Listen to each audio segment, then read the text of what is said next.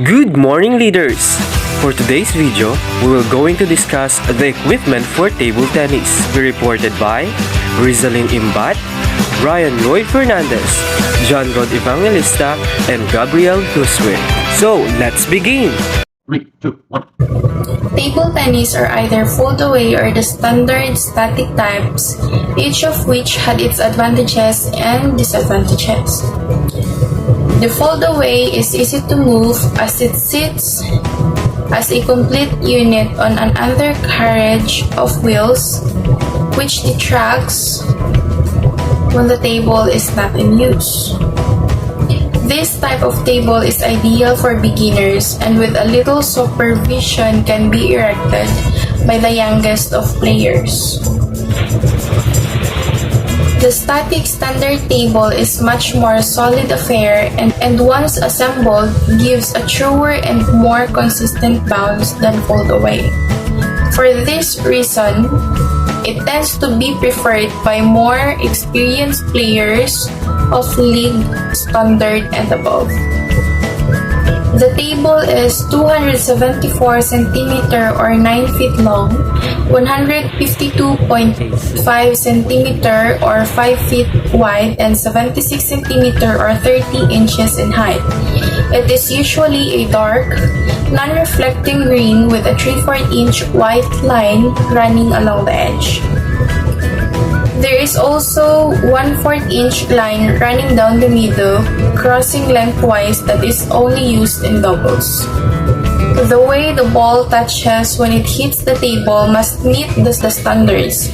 It should have a uniform bounce whether the ball is hitting near the edge or the middle. It should bounce roughly the same on all legal tables. A legal playing court is at least 20 by 40 feet. Beginners don't need nearly as much room as more advanced players. The background should be dark enough so that the ball can be seen clearly. Make sure there are no glares. Table tennis is a vision-oriented sport and white background or a glare from window can ruin the game. The playing surface shall be divided into 2 courts of equal size by a net running parallel to the end lines. The net is 6 inches high and stretches across the middle of the table. It should extend 6 inches on each side of table. This is to keep players from hitting the ball around the net, something some players can do. If the net is not of the correct height, you will not get feel for proper ball trajectory. If you play with a net that is too low, you get the habit of hitting the ball too low, and when you go to a regulation net, you will be hitting the ball into the net. If you play the net that is too high, you'll hit the ball too high when you go to the regulation net. Ping pong balls. It is a small, celluloid, and a spiral or plastic. They are sometimes white or orange in color. So the international rules specify that the game is played with a light 2.7 gram, 40 millimeters diameter ball. So the ball is required to have a coefficient restitution of 0.94. The 40mm ball was introduced at the 2003 World Table Tennis Championship. For more than a century, a celluloid was the standard material used to make a ping pong balls. But because celluloid production is on the decline and it highly flammable material with shipping and storing restriction, so the ITTF or the International Table Tennis Federation has approved a new non-celluloid ball made of polyplastic materials, except for being a little harder, bouncing slightly higher, and having a roughness surface. It has many of the same characteristics as the celluloid ball, while sanctioned worldwide events are now using this new ball. The celluloid ball are still available for the local tournament and also for the recreational use. The quality of the ball is determined by the stars, representing the best and most consistent on the market. Balls are usually marked with either 1, 2, or 3 stars. The 1 and 2 stars ball may be suitable for practice purposes, but are rarely used in many formal organized competition. So get the 3 stars in competition. 3 stars ball denote top quality, but even there, quality differs between manufacturers. If there are no stars, avoid them. Next, we have the racket or paddle. It is a wooden rubber-faced racket. The striking surface of the racket must be covered with a pimpled rubber, facing inward and outward. A single layer of a cellular rubber or a cellular sponge may be located underneath the rubber surface.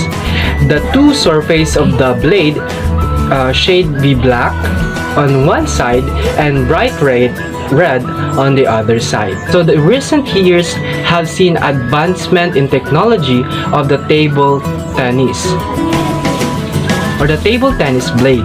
Materials of different properties may be combined with the wood in the blade to enhance its playing performance. Many blades today are made of one or more carbon layers within them to enhance their sweet spot and to give the player a greater margin of error when playing powerful shots. The materials incorporated into table tennis blades today include Kevlar, titanium, acrylate, aramid, and aluminum. And now, let's proceed to the racket covering. So the racket covering is even or important than the racket itself. There are 5 types. First is the inverted, pipe outs, hard rubber, long pipes, and anti-spin. So first is the inverted sponge. So the sheet of pimpled rubber is inverted. The pipes face inward racket. This leaves a smooth surface on some types of inverted sponge. The surface is sticky, which helps in spinning the ball but causes a loss of control. Sticky inverted is the best surface for putting spin on the ball than less sticky inverted surface. The next one is the pipe out sponge. This type is ideal for smashing but is not good at spinning or all around plays. You can spin the ball as well with this surface, but you can have more control against a spinning ball. Hard rubber. Hard rubber is a sheet of pimpled rubber pips outward without any sponge under it. It is sometimes made of silicone rubber. Before sponge rackets were invented in 1950s, this was the popular surface. A player with sponge racket can keep the ball at play at a faster pace than with a hard rubber racket and can attack far more effectively.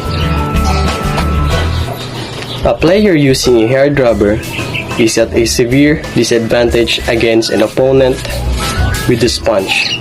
So the use of sponge racket of some sort is strongly recommended. Long pimples or pips. Long pimples or pimples out rubbers carry relatively long and soft pips.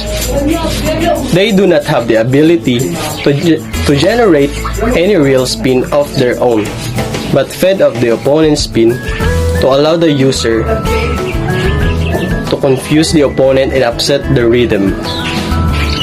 Long pips are not very susceptible to the opponent's incoming spin and tend to return the opponent's spin back upon the impact as the pips behind and slide. They are usually used by close to me impact as the pips behind.